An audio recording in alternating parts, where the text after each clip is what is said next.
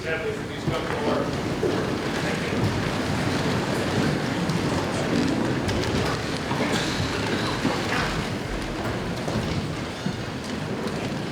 As a Lieutenant Governor and Chair Joint Committee, I get the pleasure of introducing a young man that represents the future of Vermont. I get to pick one guest to come and sit in the well of the House, and today I invited Zachary Hornstein, known to his folks and friends as Zach. And Zach, we met through FIRST Robotics, which is an incredible program that if you don't know about it, I'd ask you to look into it. It's offered in a bunch of schools around the state, but not all of them yet. And they build teams. They're playing soccer. They are learning hands-on engineering, robotics, really great STEM skills. And so I would like to ask Zach if he would stand up and be recognized.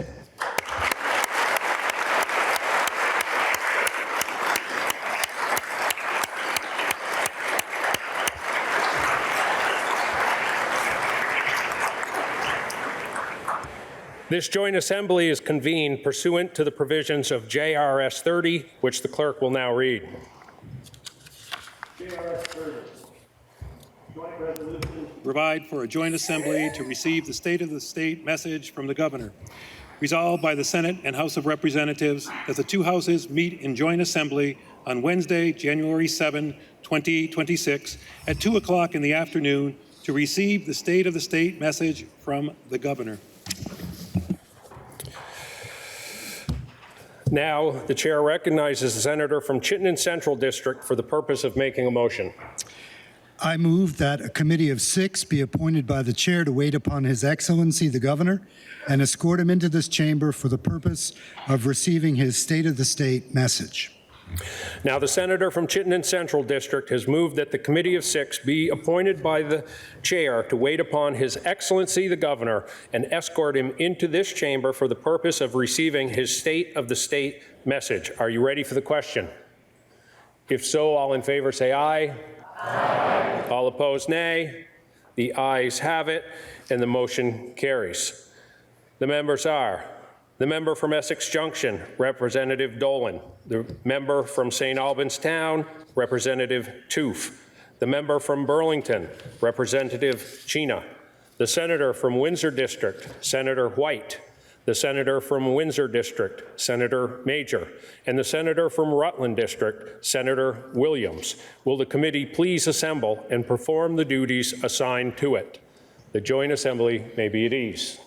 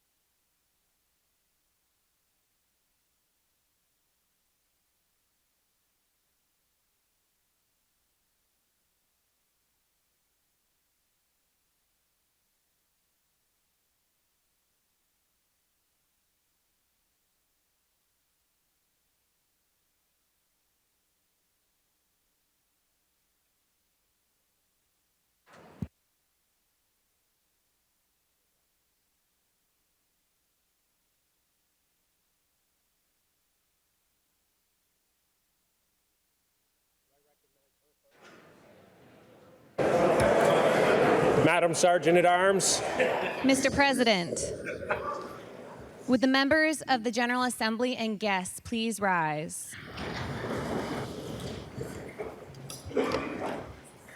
It is my distinct privilege to present to you the Governor of Vermont, the Honorable Philip B. Scott.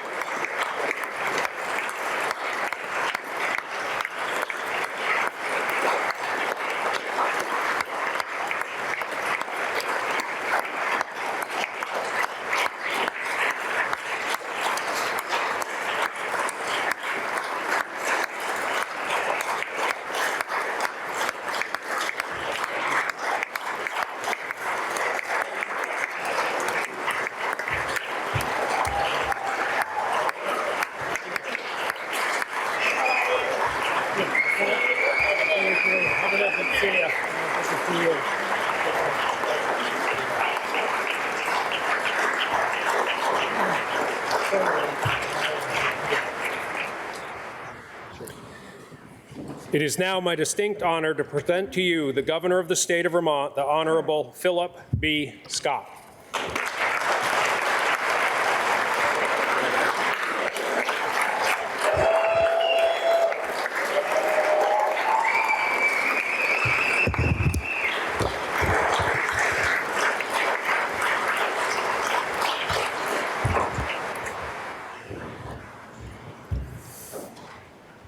Mr. President, Madam Speaker, members of the General Assembly, Mr. Chief Justice, honored guests, my fellow Vermonters. The opening of the second half of the biennium gives governors a chance to report on the state of the state, reflect on what we've done and what we still have to do. For 235 years, those elected have gathered to do the work of democracy. The building, the town, and the season may have all changed, but our purpose has not. We're here to solve problems and help people. Unfortunately, across much of the country, that basic principle has been lost, and with it, faith in government itself.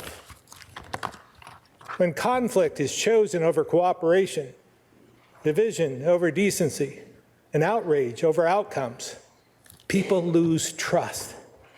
They stop believing their voices matter, and too many wonder if their government still works for them. But here's the good news. Vermont can be the example. We can fiercely debate the issues, but do it in a way that's civil and respectful so we get better policy, not better campaign material.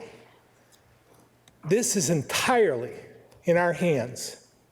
We don't need to be asked to do the right thing. We just need to do it.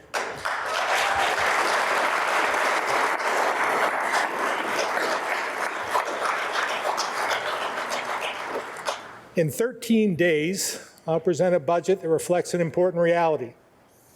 One-time pandemic recovery funds are gone, and federal support is uncertain. While politics in Washington keep fear and anger high, families are dealing with the ever-increasing cost of living and a tax burden that rises faster than their paychecks. So they're looking to us for relief. That means being honest about the hard choices we have to make, focusing on what's within our control and what matters most. This year's spending package has required difficult decisions, but it sets clear priorities, proposes smart investments, and it will be funded without new taxes.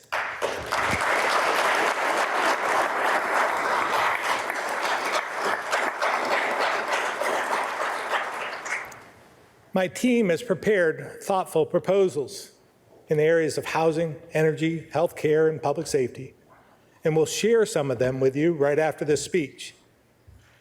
These issues are incredibly important to our future, and we'll address each of them with purpose. But today, I want to talk to you about our most critical challenge, education reform. Because this session, we have the opportunity and the obligation to continue this transformation in order to build the best public education system in the nation at a cost taxpayers can afford.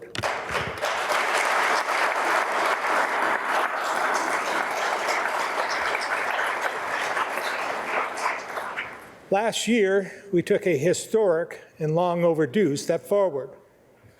Act 73 was a result of good policy work, compromise, and importantly, a willingness to admit the old system no longer serves Vermont.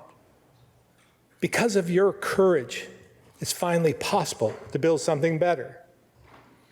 But that progress is not guaranteed. And we've seen this movie before. Act 60 focused mostly on funding rather than the system itself. Act 68 only addressed the property tax burden, not the growth in spending. Act 46 made small changes to governance, but avoided dealing with quality and outcomes.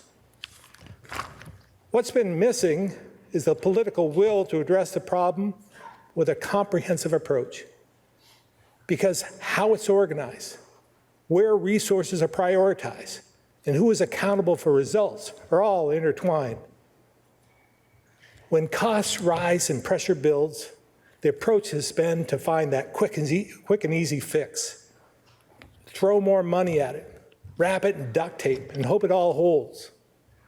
And every time, the result is higher costs and higher taxes, while student outcomes fall short and gaps in opportunity widen between regions. This is the reality of the old system and previous attempts to keep it afloat. But things changed for the better the moment the majority of you had the resolve to pass Act 73, which does so much more than just rearrange the deck chairs. It will expand pre-K so our youngest students have a solid foundation. It will increase equity so everyone is offered a wide range of courses and programs across the state. It will expand CTE so more kids have access to the trades and the great careers that come along with it. It will increase salaries for teachers who are paid less than their peers in more affluent areas. Act 73 will deliver the targeted support students need and build a structure to carry out other reforms, to provide universal after-school programs, focus on stronger literacy, create accountability, increase quality, and much, much more. When you passed this law last year, you took a stand for your constituents who said, enough is enough. And you chose a better future for our kids. And for that, I thank you.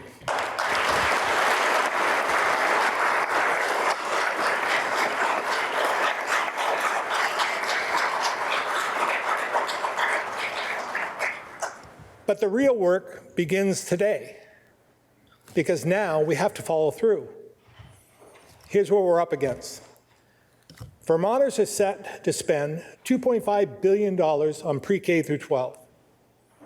When I became governor, it was $1.6 billion. We all know the impact on property taxes because you get the bill in the mail and you see it in black and white. But we don't get a bill for all the other ways we contribute to the Ed Fund. For example, every dollar from the sales tax and lottery goes to the Ed Fund, as well as a portion of both the rooms and meals and purchase and use taxes, which means about $800 million above and beyond property taxes goes to education. Remember those tough budget decisions I mentioned earlier?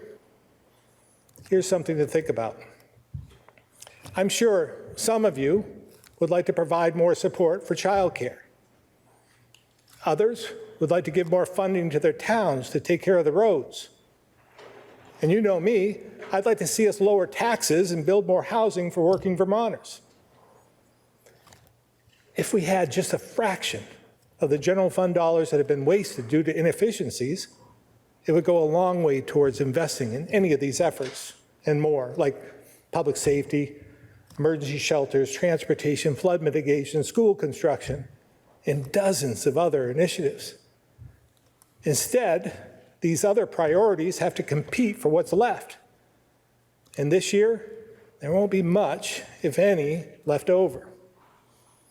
Because yet again, with the information we have today, we expect education spending to require another $200 million and another double-digit property tax increase that Vermonters can't afford. So while it goes against the grain and doesn't actually fix the problem we're trying to solve, I'll be asking you to provide some property tax relief with another Band-Aid while we follow through on reforms that will finally change our course. These added costs aren't just numbers in a budget. They have impacts that ripple throughout the workforce, the economy, communities, and our entire state. They make it harder for young families to stay, harder for working Vermonters to buy a home, and harder for employers to create and keep good jobs. They force the working class and retirees on a fixed budget to leave, not because they want to, but because they can't make the math work. They cripple towns and cities as they delay maintenance and new investments because residents simply can't afford more on their tax bills. These are the real costs of maintaining a system designed for Vermont that no longer exists. So if there's one thing you take away from this speech today, it's this. Education transformation is not optional. It's essential.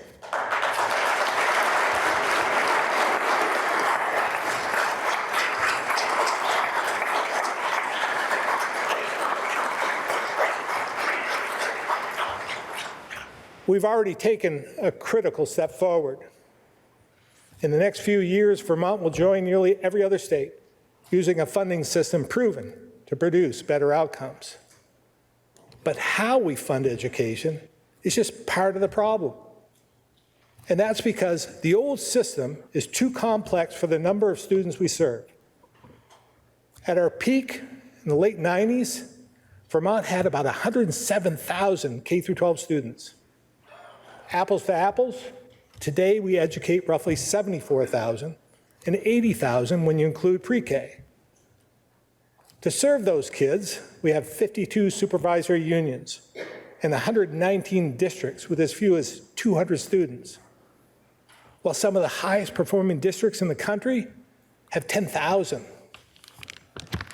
And each have their own administration, unique systems, and fixed costs for things like pay and benefits, heating, electricity, transportation, which all rise over time.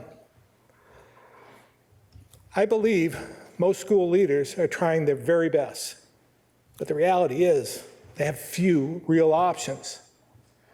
Because while education spending keeps rising, school leaders are also forced to cut courses, teachers, staff, extracurricular activities, and maintenance. As one superintendent put it last year, we have no more to cut. That's not mismanagement, it's math. And that's the contradiction of our education system before Act 73. Year after year, we pay more to provide less. The way our system was built, our approach for funding, and how we run it has led to deep inequity. Just look at the size difference. Some schools have well over 1,000 students. Others have less than 50. And in those small schools, they also offer fewer courses, and teachers are stretched thin, often covering multiple subjects and grade levels. And because our funding formula doesn't actually provide equity, many schools are underfunded, even though, on average, we have among the highest per pupil spending in the country. Here are some real examples to think about. In today's system, A student in one district can choose from 102 courses, and in another, a student has 73. That's a third fewer learning opportunities based only on where they live. We also have 2 schools in the same county, one with 700 students, one with 100. The larger one offers 17 foreign language courses. The smaller school has just 4. And there are kids from different districts who take the same course at their regional tech center, but don't get the same credit towards graduation. This isn't meaningful local control. It's significant inconsistency, unequal opportunity, and frankly, it's just not fair.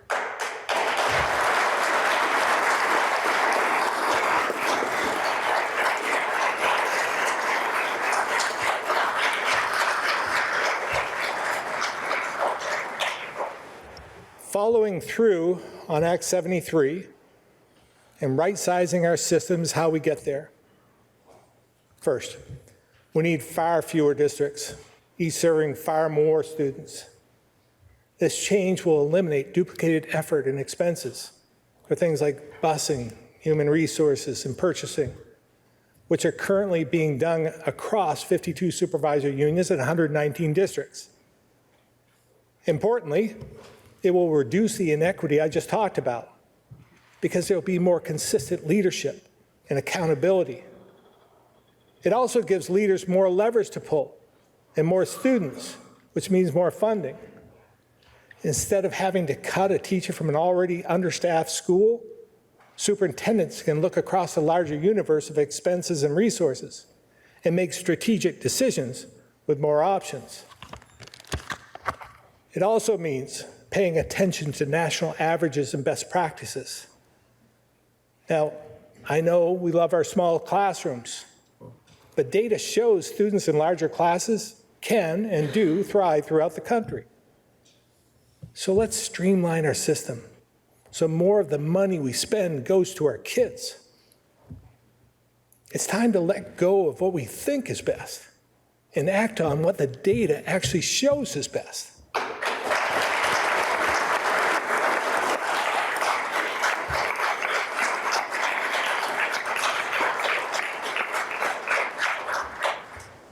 To do this, the legislature must prioritize drawing new district lines, and it should be the first order of business for the committees of jurisdiction. Without this governance change, we won't give kids the better education Act 73 was designed to provide. And from my perspective, the recent failure to produce maps was a political strategy to preserve the old system. Following through is about keeping our word to students, teachers, and taxpayers who all deserve better.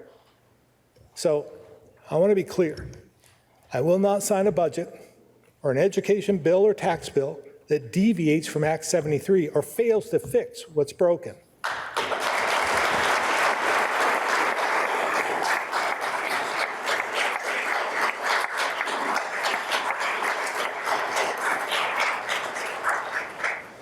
Yes, it will mean change, and change can be hard.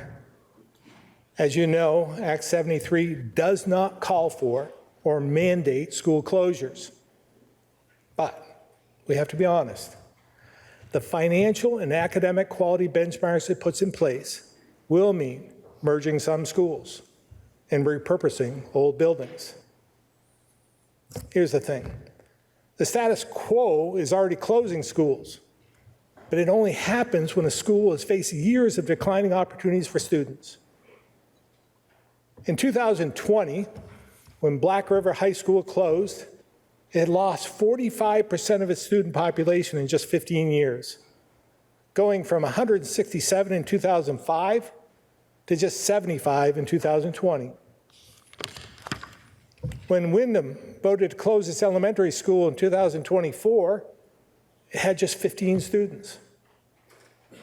And Rochester was left with 2 students before it closed its high school for good.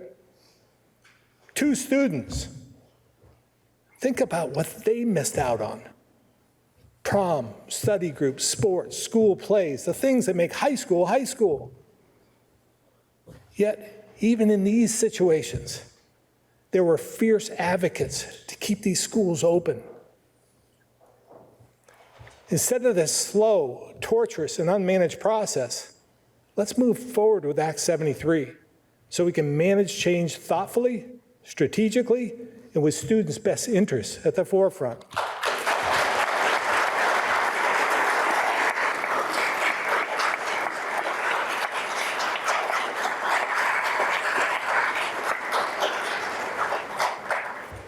The opportunities are there for us.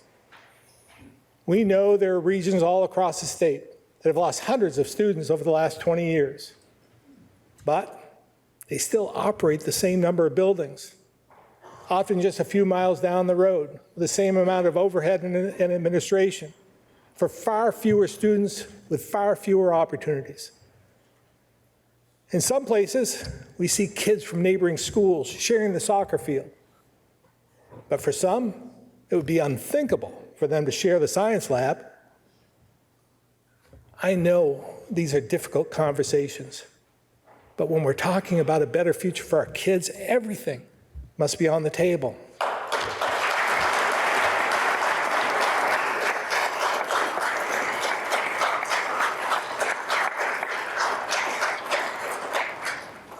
It's worth noting that Vermont has faced hard choices before. Every union high school in the state exists because communities decided that providing a better education and saving money mattered more than operating inefficient buildings. We've also merged elementary and middle schools because doing so expanded opportunity for students and saved money. I saw this in my hometown of Barrie.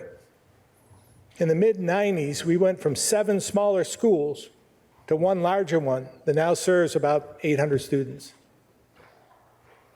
It was very controversial and really hard for some. It meant adding a bus system, and kids couldn't walk to their neighborhood schools anymore. It took a little time to get used to that reality, but a couple of years later, many wondered why it wasn't done sooner. Today, Lincoln School, where I went to kindergarten through 5th grade, has been completely restored. It is now a senior living facility, and it's still an important part of the community. And all the other buildings have been repurposed.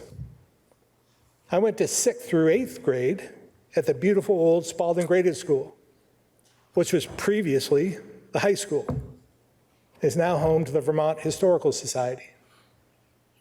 And sure, I have great memories from going to both.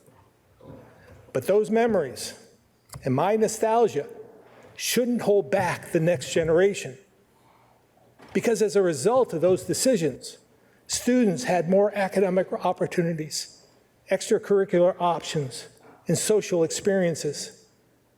And teachers benefited from more resources and better tools. That's the promise of Act 73. But we must follow through.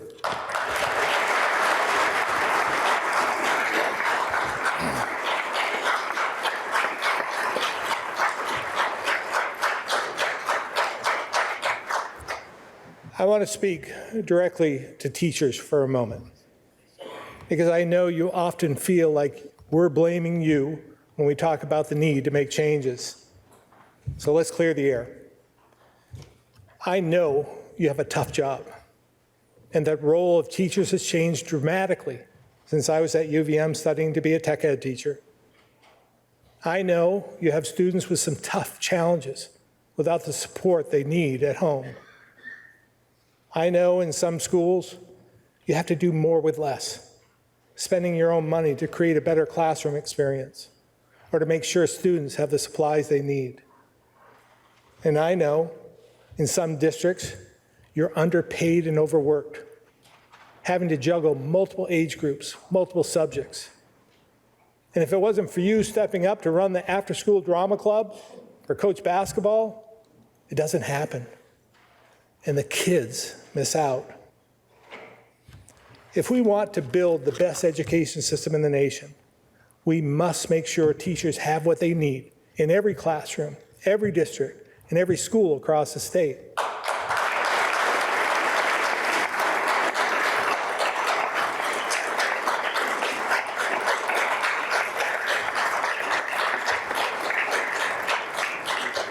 So I want to be very clear.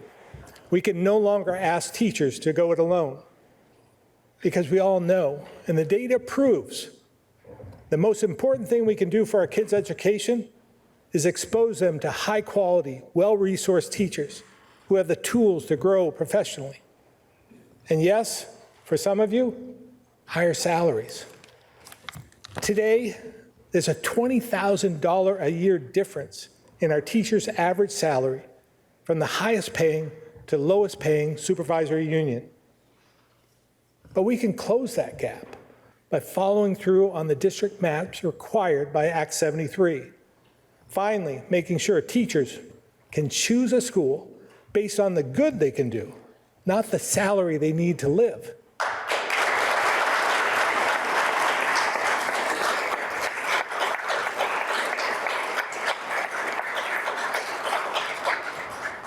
Better supported teachers are the key to unlocking the best in our kids.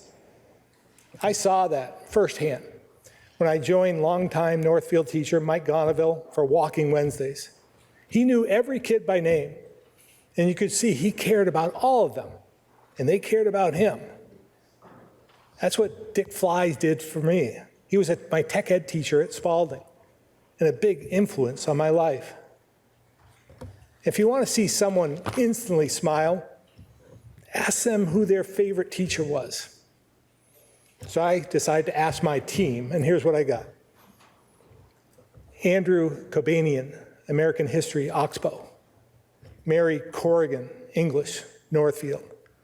Harvey Dorfman, English, Burton. Patty Brewer, Social Studies, Mount Mansfield. John Haynes, English, BFA St. Albans. Claire Delorier, French, Shelburne. And Linda Alvarez, a CTE teacher from Brattleboro. And we understand she's hosting a watch party today. So let's give her a round of applause for being named.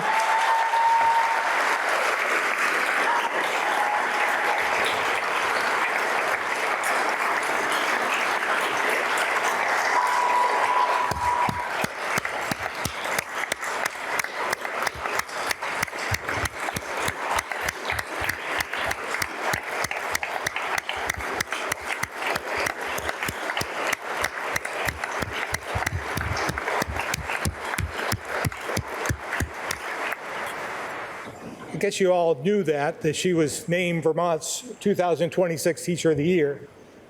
CTE has come a long ways in the last decade or two. Act 73 is not an attack on teachers. It's a recognition you're not getting what you need. It's a blueprint to make sure every teacher works in a system that supports you, so you can focus on the job you signed up for, helping students reach their full potential.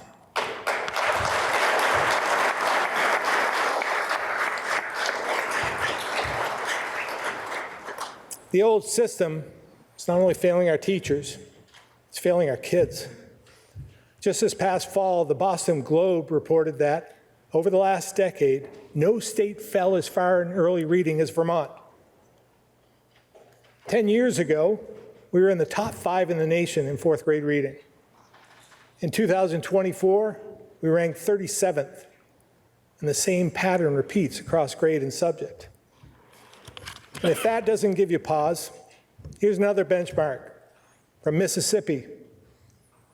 It's a rural state like us, but has even bigger challenges with double the child poverty rate. Mississippi spends thousands of dollars less per student than we do.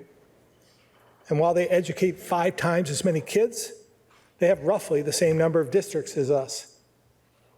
Now, before you start rolling your eyes and writing this off, you should know, today, their high school graduation rate is higher than Vermont's. And on national assessments, they score similar or better. Less money per student, fewer districts, and equal or better education outcomes, trending in the right direction. Let that sink in for a moment. Mississippi was once at the bottom of the charts. And now, because they were honest about their problem and set clear education priorities and then followed through, they're making real progress. It's being called the Mississippi Miracle. And good for them. We should all applaud them for choosing to change course and putting their kids above everything else. And if you join me and bipartisan leaders in both the House and Senate to push through the noise, fear, and division and finish what we committed to last year, we can do the same.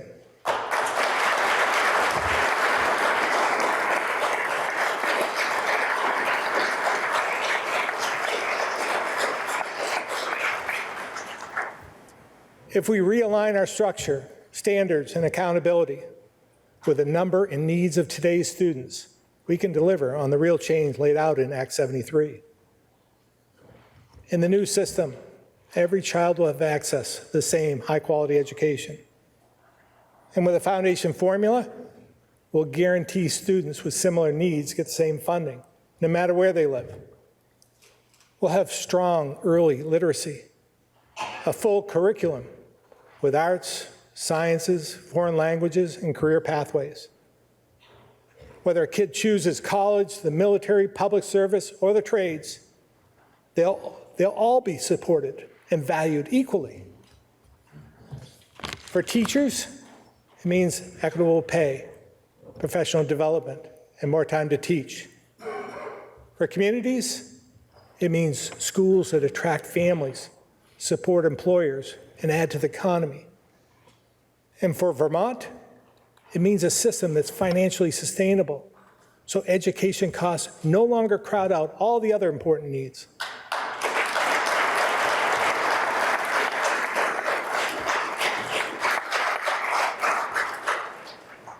I know the pressure you're under, with calls to delay, to water things down, or stop this transition altogether. But we've been down that road before. And every time we bend to the vocal minority, these problems get worse. We didn't pass Act 73 because it was easy. We did it because solving this problem matters. And what you do next matters even more. Remember that Boston Globe article I mentioned earlier? The headline was, "New England schools are failing, and nobody seems to care." Well, I care. And I know those of you who came together to pass Act 73 care too. So let's do what's hard and follow through this session to deliver on the education promise Vermonters are currently paying for and our kids deserve.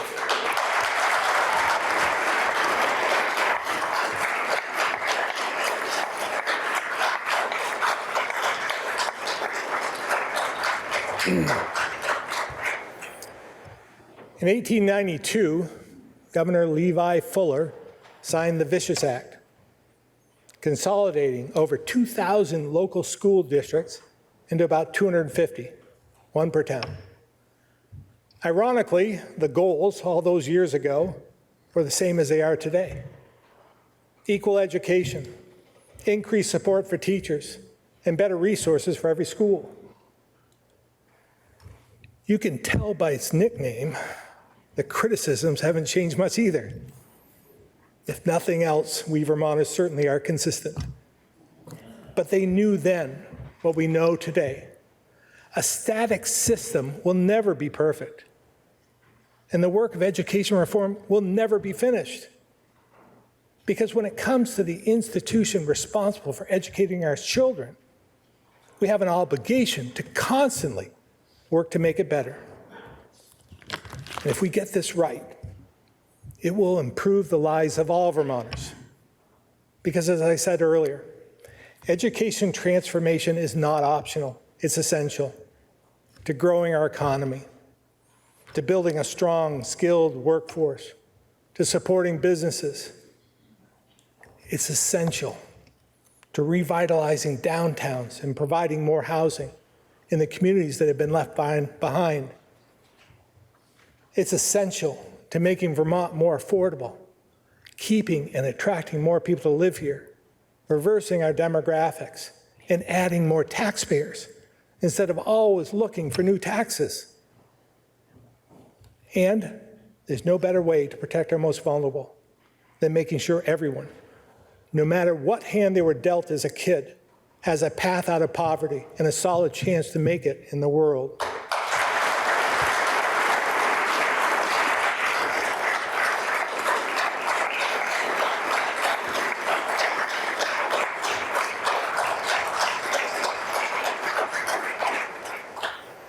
On New Year's Day, just after midnight, the first Vermonter of 2026 was born in Newport at North Country Hospital.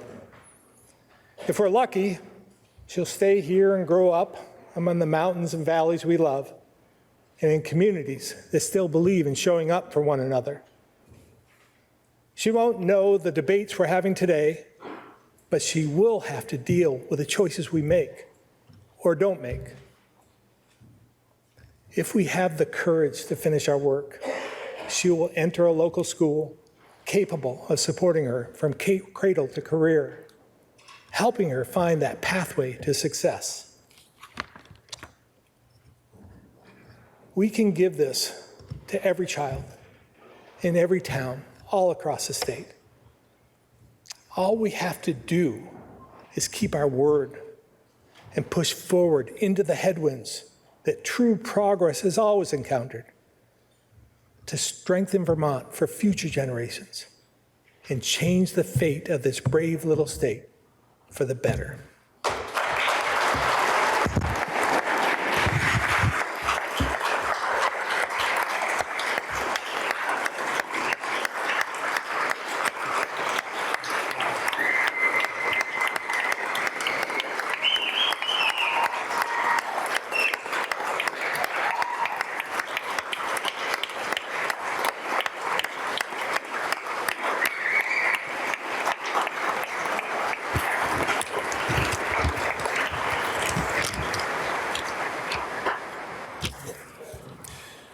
Will the committee please reassemble and escort the governor from the chamber?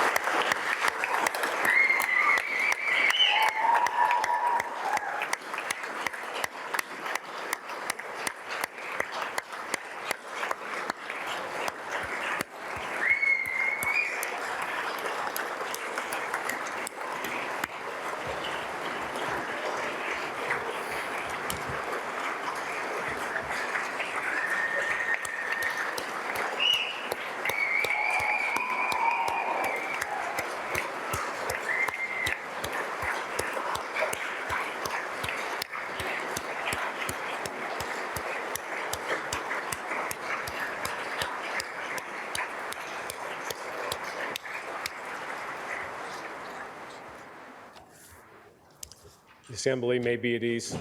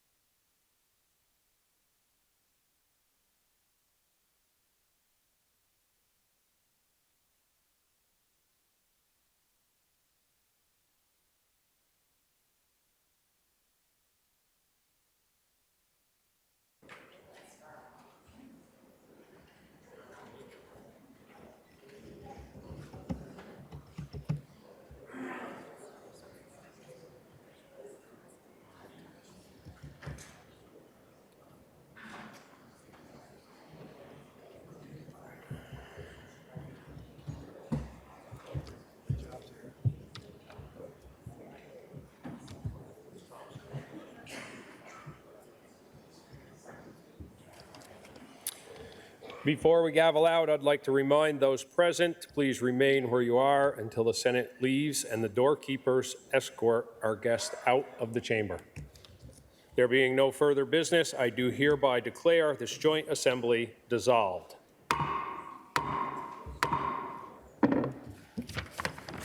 Thank you for having us. Take care.